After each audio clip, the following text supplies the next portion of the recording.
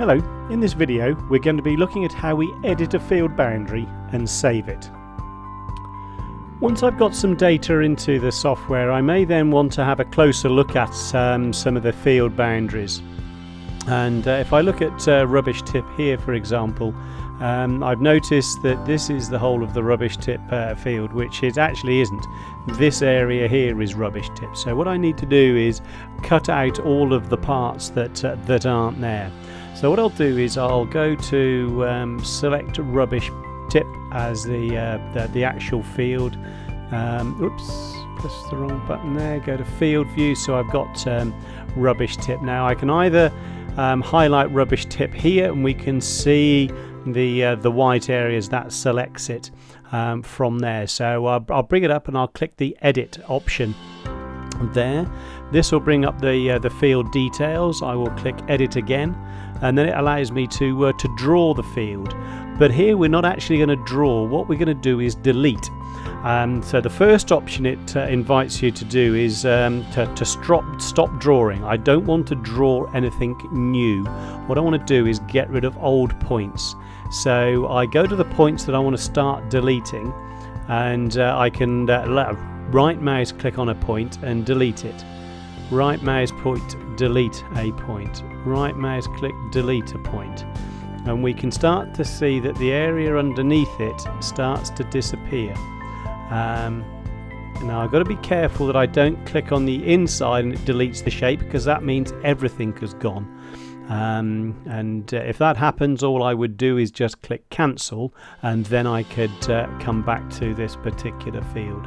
But these are the points. You can see that the finger changes, and I get rid of all the points to the space that I want to. So I've deleted all the points, and I noticed that one of the points that I had has actually just gone a bit too far into the field. So I've got an intermediary point there. I can highlight that one and then bring it in. It looks as though that one just needs to go as well to square off the corner.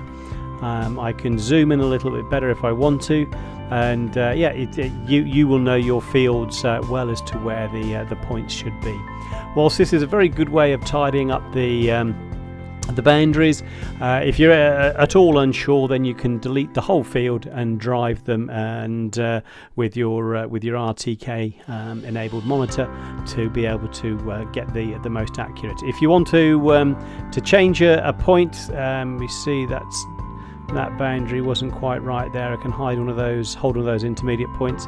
I've got another point here that I can select, and as soon as I move it, you see that it actually brings up two other points on the side as well. So I have good flexibility with being able to alter and edit my boundaries.